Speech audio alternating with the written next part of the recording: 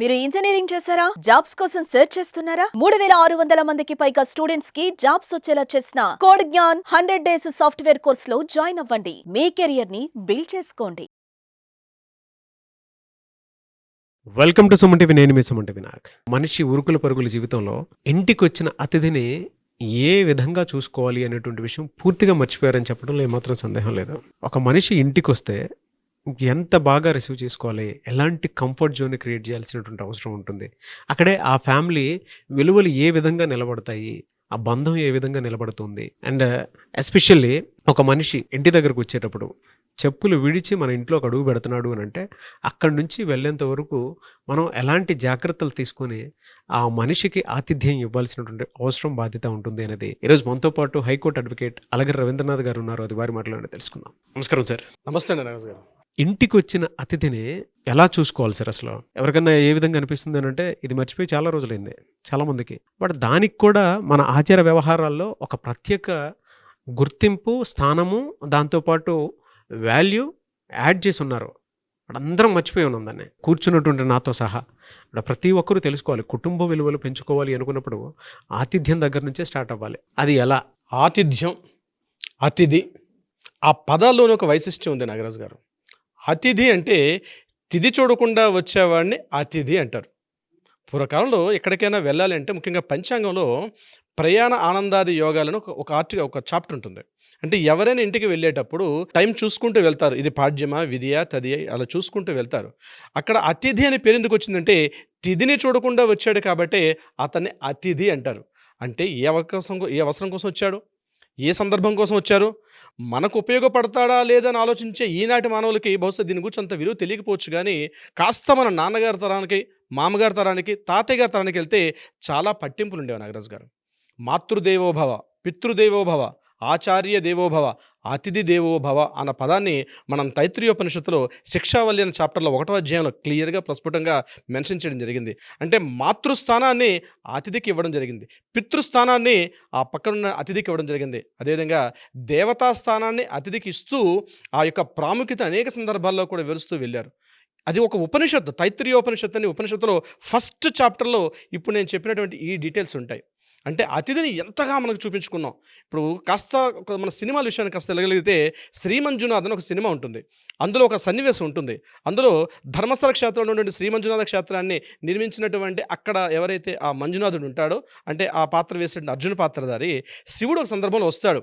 ఇతడు చాలా మారాడు, దాన ధర్మాలు చేస్తున్నాడు, అనేక రకాల ఉపయోగకరమైన పనులు చేస్తున్నప్పటికీ కూడా ఇతనిలో ఇంకా అహంకారం, అంటే అతిథిని తీసుకోవడంలో ఈయన కాస్త కొన్ని నియమాలు పాటించట్లేదు అని చెప్పి శివుడు ఒక టెస్ట్ని పెడతాడు.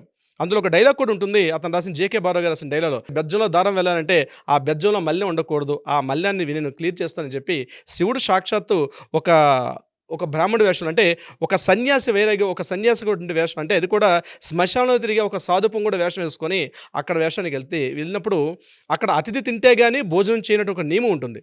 చాలామంది తెలిసే ఉంటుంది, బస్సు నేను చెప్తున్నాడు రిమైండ్ అవుతుంటుంది. అందులో వెళ్ళే సందర్భంలో ఏం చేస్తాడంటే ఆయన మకిలిగా ఉన్నాడని, అందంగా లేడని, నువ్వు క్లీన్ చేసుకొని రా అని చెప్పి కొన్ని నియమాలు పెడతాడు.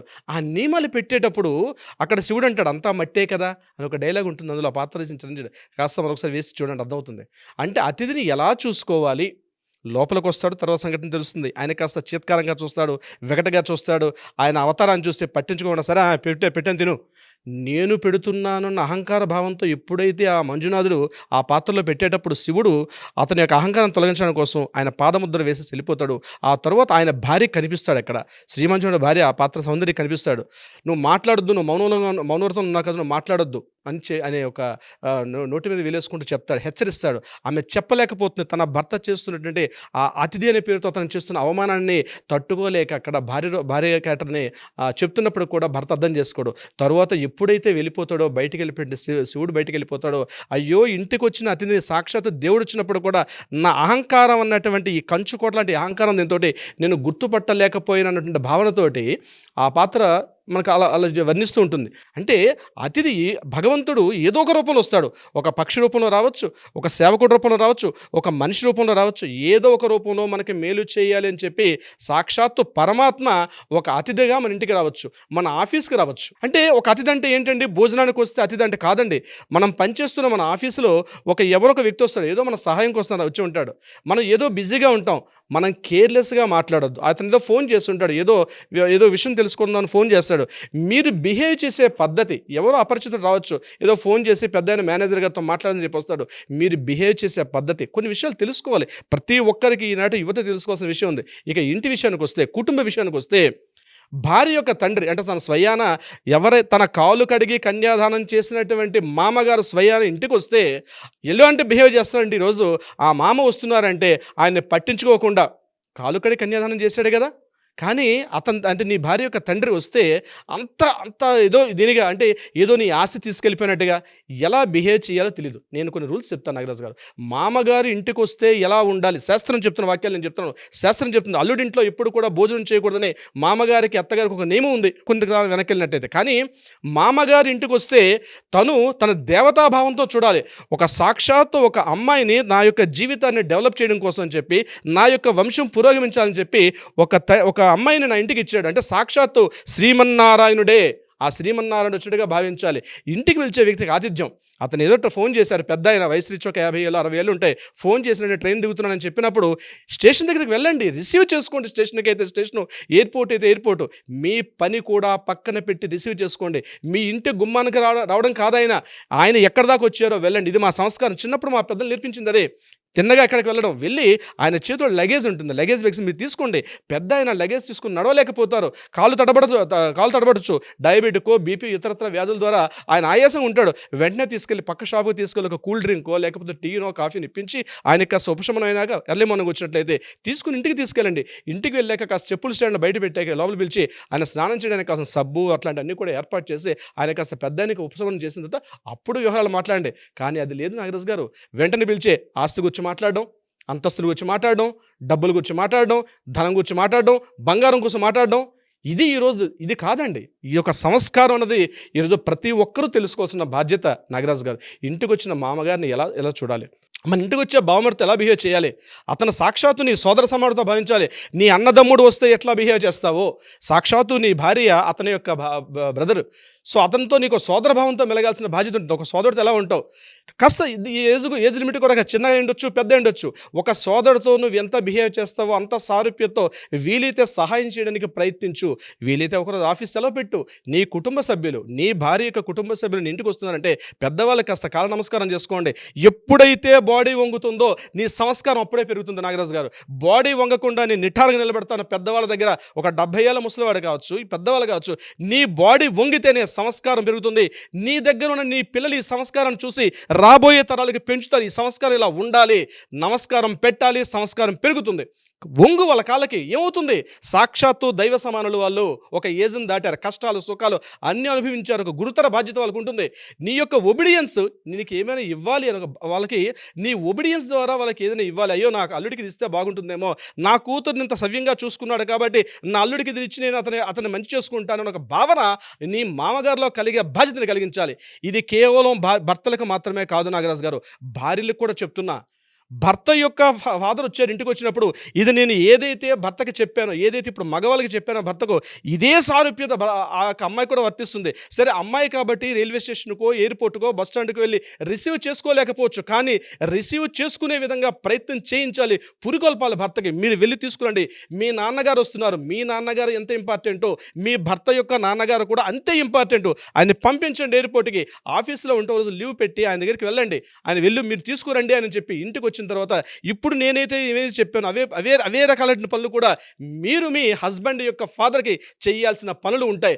ఆయన మార్నింగ్ లేచినప్పటి నుంచి సాయంత్రం వరకు, నైట్ పడుకునేటంత వరకు కాస్త స్పెండ్ చేయండి, ఆప్యాయంగా మాట్లాడండి, ఊరి విషయాలు తెలుసుకోండి, కాస్త కాలక్షేపంతో మాట్లాడండి, ఊరి సంగతులు, బంధువులు, కుటుంబం సంగతులు తెలుసుకోండి. ఎందుకంటే మీరు ఆ కుటుంబాన్ని పెంచి పోషిస్తారంటే ఆ కుటుంబాన్ని బాధ్యత ఒక బరువును మోస్తున్నారు. మీకు తెలియని ఎన్నో విషయాలు నిగూఢంగా వాళ్ళ దగ్గర ఉంటాయి. వాళ్ళ తాతలు, వాళ్ళ ముత్తాతలు కూర్చోండి, మధ్యాహ్నం భోజనాలు చేసిన తర్వాత కాసేపు 1 గంట నుంచి 3 గంటల మాట్లాడుతున్నారు, కూర్చోండి. ఆ టైంలో కూర్చొని టీవీ సీరియల్ చూసే బదులు మీ పెద్ద ఆయన వచ్చారు, మీ భర్త గారి యొక్క తండ్రి గారు వస్తే కూర్చుని వారిని అడగండి, మీ తాతగారి పేరు ఏం పేరు, మీ నాన్నగారి పేరేంటి, వాళ్ళ విషయాలు వాళ్ళ వంశం యొక్క విషయాలు. ఎందుకంటే మీరు ఆ వంశాన్ని మోస్తున్నారు కాబట్టి తెలుసుకోండి. ఎందుకంటే ఆ తరం వెళ్ళిపోతే మీకు చెప్పడం లేదు, శూన్యం అయిపోతుంది. మీరు ఒక అనామకులుగా, అంటే ఒక గాలికి ఎగిరే ఎండుటాకుల్లో మీరు పెరుగుతారు తప్పించి మీకంటూ ఒక వంశం ఉంటుంది, ఒక వంశ వృక్షం ఉంటుంది. తెలుసుకునే ప్రయత్నం చేయండి. మీ అత్తగారిని పిలవండి, ఆవిడ యొక్క పాద పూజ చెయ్యండి, తప్పు లేదు. మీరు ఈరోజు ఇంత సౌఖ్యంగా ఉన్నారు మీ భర్త ద్వారా అంటే సాక్షాత్ ఆ తల్లి పెట్టిన భిక్ష కాబట్టి ఆ తల్లికి సాక్షాత్ దైవ స్వరూపులు. ఆమె దగ్గర కూర్చుని మాట్లాడే ప్రయత్నం చేయండి. మాట్లాడితే ఏం కొంపలు మునిపోయింది ఏంటండి, ఆస్తులు ఇచ్చేది కాదు, అంతస్తు ఇచ్చేది కాదు. కానీ మీ సంస్కారం వాళ్ళకి టైం టు టైం మీరు చేసేది, మీ చిన్న పిల్లలు 7 సంవత్సరాలు 5 సంవత్సరాలు 3 సంవత్సరాలు ఉన్న పిల్లలు చూసి నేర్చుకుంటారు. మీ ప్రయత్నం ఎలా ఉంటుందో మీరు చేసే పనులని కూడా వాళ్ళు చూసి నేర్చుకుంటారు. వాళ్ళు ముందు తరానికి తీసుకెళ్ళి అందజేస్తారు. నాగరాజు గారు, అతిథి దేవోభవ అంటే ఎవరో అనామకుడు రావడం కాదండి, మీ ఇంటి బంధువులు, మీ రక్త సంబంధికులతో మీరు ఎలా ఉంటారో తెలియదేమో కానీ మీ భార్యకు భర్త, మీ కుటుంబం అనుబంధం ఎలా ఉంటుందో వాళ్ళని ఇప్పుడు నేను చేసినట్టుగా చేయగలిగితే మాత్రం ఆ కుటుంబం హ్యాపీగా పండంటి కాపురం. ఆ ఇల్లు చూస్తే అబ్బాయి ఇంత నందనవనంగా ఉంటుందా, నందనవనం ఎక్కడో లేదండి, స్వర్గం ఎక్కడో లేదు, ఇల్లే స్వర్గం. మీరు చేసే అతిథి కార్యక్రమాల వల్ల ఆ ఇంటిని నందనవనంగా చేసుకోవచ్చు. ఇది కేవలం భార్య బాధ్యత కాబట్టి ఆమె చేయాలని భర్త యొక్క బాధ్యత అని చెప్పి భార్య ఒకరి మీద ఒకరు నిందారోపణ చేసుకోవడం కాదు. ఇద్దరు కలిసి పనిచేసినప్పుడే ఆ కుటుంబం బాగుంటుంది. ఆ కుటుంబం బాగుంటే ఆ ఊరు బాగుంటుంది. ఆ ఊరు బాగుంటే మొత్తం ఆ యొక్క ఏరియా బాగుంటుంది. తద్వారా దేశం మొత్తం కూడా వసుదైక కుటుంబం అనిపించుకుంటుంది. నాగరాజు గారు, శాస్త్రహితం ఒకటి ఉంది, శాస్త్ర వాక్యం కూడా ఒకటి ఉంది. ఎవరైతే తన కోసం తన వండుకొని తను సింగిల్గా కూర్చొని ఆ యొక్క భోజనాన్ని చేస్తే ఇది రాక్షస భోజనం అంటారని శాస్త్రవాక్యం ఉంది. పెద్దవాళ్ళని అడిగితే చెప్తారు వాళ్ళు. మీరు చేసే భోజనం మీతో పక్కన కూడా కూర్చొని చేయమంటారు. ఒక పద్ధతి ఉంది భోజనం చేసే విధానం ఎలా ఉంటుందని. ప్రతి ఒక్కరికి కూడా ఒక అనుభవం ఉంటుంది. ప్రతి ఇంట్లో కూడా ప్రతి వ్యక్తికి, అమ్మాయి కావచ్చు అబ్బాయి కావచ్చు, తన తల్లి యొక్క భోజనం అంటే తన తల్లి చేసే వంట మీద ఒక మక్కువ ఉంటుంది, ప్రేమ ఉంటుంది.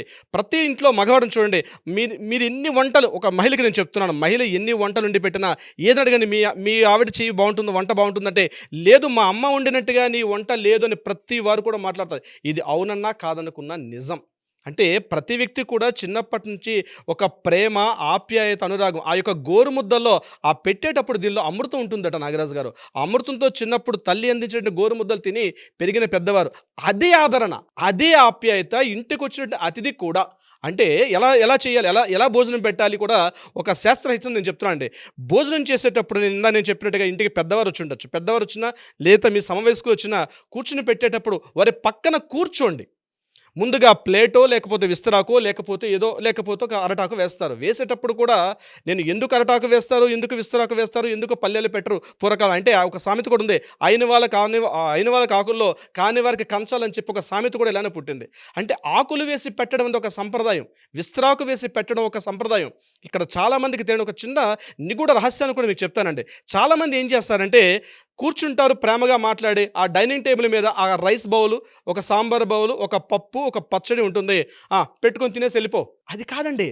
పెట్టేటప్పుడు కూడా ఒక తల్లి ఎలా అయితే ఆప్యాయతగా అనురాగంగా ఎలా పెడుతుందో ఆ పల్లెల్లో తీసి పెట్టే విధానం. ఇక్కడ ఒక సూక్తిని కూడా మీకు చెప్తాను. సూక్తి కాదు, ఒక ఇంపార్టెంట్ పాయింట్. ఖాళీ ప్లేట్లో ఎప్పుడు కూడా అన్నం పెట్టకూడదు, గుర్తుపెట్టుకోండి. అంటే అన్నం పెట్టేటప్పుడు ముందుగా అక్కడ ఒక చట్నీయో లేకపోతే పప్పు, ఒక స్పూను పప్పు ఏదైనా వేసి అప్పుడు మాత్రమే అన్నం పెట్టాలి. ఇది శాస్త్రవాక్యం. ఎందుకు అలా అంటే కేవలం ఒక నిషిద్ధ కర్మలు అంటే సంతాపం అంటే తద్దినాలు చేస్తారు చూసారంటే, తద్దినాలు చేసేటప్పుడు మాత్రమే ముందు అన్నం పెడతారు, తర్వాత పచ్చడి కర్రీ ఇట్లాంటివి పెట్టుకుంటారు. ఏనాడు కూడా ఏ వ్యక్తి సింగిల్గా అయినా సరే ముఖ్యంగా ఈ ఇంటికి గెస్టులు వచ్చేటప్పుడు అతిథి వెళ్ళేటప్పుడు మాత్రం ఎట్టి పరిస్థితుల్లో కూడా డైరెక్ట్గా ప్లేట్ పెట్టి ప్లేట్లో అన్నం పెట్టకూడదు. ముందుగా ఒక చట్నీయో లేకపోతే కర్రీయో ఇతరత్ర ఏదైనా వేసి అప్పుడు మాత్రమే అన్నం పెట్టాలి. ఇది నియమం అండి. బహుశా ఈ అవకాశం దొరికింది మీతో నాకు చెప్పుకోవడానికి. అందుకనే ఆ పెట్టేటప్పుడు ప్రేమగా కూర్చుని ఒక ప్లేట్లో ఎలా అయితే పెడతారో, మీరు చిన్నప్పుడు మీ తల్లి మిమ్మల్ని ఎట్లయితే గోరు ముద్దలు పెట్టి మిమ్మల్ని తినిపించిందో ఆ ఆప్యాయత మీ ఇంటికి వచ్చిన మీ మామగారు పెద్దవారు కావచ్చు, మీరు నోట్లో గోరు ముద్దలు పెట్టలేకపోవచ్చు కాక, కానీ మీ మాటల్లో మీ పదాల్లో మీరు ఎంత నవ్వుకుంటూ మాట్లాడితే ఆ తినే భోజనం వంట పడుతుంది. వాళ్ళు కొన్ని బ్లెస్సింగ్స్ ఇస్తారు నాగరాజు గారు. వాళ్ళకి తెలియదు అంటే బ్లెస్సింగ్స్ అంటే మనం సినిమాలో చూసినట్టుగా బ్లెస్సింగ్స్ని చేతులు పెట్టకపోవచ్చు. మనసు సంతృష్టి చెంది చాలండి. ఆ చుట్టూ చుట్టూ ఉన్న ఆరా ఒక పవిత్రమైన భావన ఉంటుంది. ఆ భావన ఇంట్లో వాళ్ళ ఆరా విడిచిపెట్టి వెళ్తారు. ఇంటి నుంచి ఏడ్చుకుంటూ బాధపడి బయటికి పంపించే ఆ ఇంటి ఇల్లాలు తన మామగారికి కానీ, లేకపోతే తన బావమరిదికో, తన అత్తగారినో బాధ పెట్టే ఇల్లు, ఆ ఇల్లు ఎప్పటికి కూడా సాక్షాత్ ఒక శ్మశానంగా ఉంటుంది తప్పించి ఎప్పుడు కూడా స్వర్గతుల్యం అయితే కాదు. కానీ ఎప్పుడైతే ఆదరాభిమానాలతో ఆ ఇంటి ఇల్లాలు పెట్టగలుగుతుందో, ఇది కేవలం అమ్మాయిలకేనండి, అబ్బాయిలు కాదంటే, అవును అబ్బాయిలు కూడా పెట్టాలి అట్లాంటిదే. ఏం అమ్మాయిలు మీరు కలిసి వండుకున్నటువంటి రోజులు లేవా? మీరు కలిసి మీకోసం కావాల్సిన వంటలు ఇక్కడ చాలామంది చెప్తారండి, మంచి వస్తువులు మనం తింటాము, చెడ్డ వస్తువులు వాళ్ళకి పెడతాం. దేవాలయానికి ఇచ్చేటప్పుడు ఏదైనా సీజన్ వచ్చిందంటే దేవాలయానికి ఏది చెడిపోయారంటే సౌకర్యం తీసుకెళ్ళి వాళ్ళకి ఇస్తారు. తను వాడే వస్తువులు మాత్రం కాస్త కాస్ట్లీ పెడతారు. ఈ యొక్క విధానం చాలా మందిలో ఉంటుంది. కాదండి, మీరు తినాల్సింది మీరు తినండి, కానీ అవతల వారికి ఇచ్చేటప్పుడు, అవతల వారికి పెట్టేటప్పుడు ఒక ప్రేమతోటి మంచి వస్తువులు పెట్టండి. ఒక మంచి పండు, ఒక మంచి ఫలమో టేస్టీగా ఉండే ప్రయత్నం చేసి అది వాళ్ళ దగ్గరగా కూర్చొని మాట్లాడండి, నవ్వుకుంటూ మాట్లాడండి, హ్యాపీ మూడ్లో ఉండండి. ఇంటికి వచ్చి అతిథి వెంబడి మీరు ఆ రకంగా బిహేవ్ చేయగలిగితే వాళ్ళ బ్లెస్సింగ్స్ ఎప్పుడు మీకు మీ ఇంటి మీద ఉంటాయి.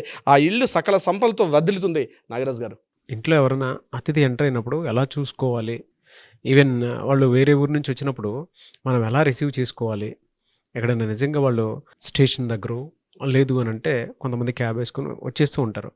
బట్ మనం ఆపి వాళ్ళకి ఏమైనా కావాలేమో చూసి అక్కడి నుంచి అడిగి తెలుసుకుని మరి వాళ్ళకి ఏం కావాలో చూసి దాని తర్వాత ప్రయాణం మొదలుపెట్టి ఇంటికి వచ్చిన తర్వాత చెప్పులు విడిచిన దగ్గర నుంచి లోపలికి వచ్చేంత వరకు ఎలాంటి ఆప్యాయతతోటి వాళ్ళని చూసుకుంటే మన జీవితం బాగుంటుంది, వాళ్ళు కూడా అంత హార్ట్ఫుల్గా మనకు ఆ బ్లెస్సింగ్స్ ఇస్తారు అని చెప్పడానికి ద బెస్ట్ వీడియో అండి. ఎందుకంటే ఈ రోజుకి కూడా ప్లేట్లో ఏం పెట్టాలి ఏం పెట్టకూడదు అనేటువంటి దాని మీద కొంతమందికి అవగాహన కూడా ఉండదు. ఈవెన్ కొంతమంది ప్లేట్ ఇచ్చేసి వాటర్ కూడా ఇవ్వకుండా వెళ్ళిపోతూ ఉంటారు. అంటే ట్రీట్ చేసే విధానం కూడా ఎలా ఉంటుంది అని అంటే, ఇంటికి వచ్చినటువంటి వాళ్ళని ఒక 5 నిమిషాలు ఎలా మాట్లాడితే బాగుంటుందో అనేటువంటి దాని మీద కూడా పూర్తి అవగాహన లేనటువంటి వాళ్ళు చాలామంది ఉన్నారు. వీడియో చూసిన తర్వాత ఒక్కొక్కరు ఒక ఎక్స్పీరియన్స్ చెప్తారు, ఎవరెవరిని ఏ విధంగా ట్రీట్ చేసి ఉంటారు అనేది. అంటే కొంతమంది బ్యాడ్ ఎక్స్పీరియన్స్ చేసినటువంటి వాళ్ళు కూడా ఉంటారు కదా, ఇంటికి వెళ్ళినటువంటి అతిథిని ఏ రకంగా బ్యాడ్ చేసి ఉంటారు అనేటువంటిది. మీ ఎక్స్పీరియన్స్ ఏదైనా కింద కామెంట్ బాక్స్లో షేర్ చేయండి. ఒకవేళ అలాంటి ఎక్స్పీరియన్సెస్ రెగ్యులర్గా జరుగుతూ ఉన్నప్పుడు ఏ విధంగా మీరు ఫేస్ చేశారు అనేటువంటిది కూడా డెఫినెట్గా తెలియచేయండి. వాటి మీద కూడా మేము వీడియోస్ చేయడం జరుగుతుంది. ఎలా చేస్తే అంటే ఇలా ఉండింటే బాగుండేది, ఇలా ఉండకుండా ఉంటే బాగుండేది అనుకునేటువంటి ఆలోచన కూడా మీకు ఉంటుంది కదా. సో డెఫినెట్గా కింద కామెంట్ బాక్స్లో మాత్రం షేర్ చేయండి. ఎనీవేస్ థ్యాంక్ యూ అండి, thank you so much Ravindranath గారు. Thank you so much Nagaraj గారు.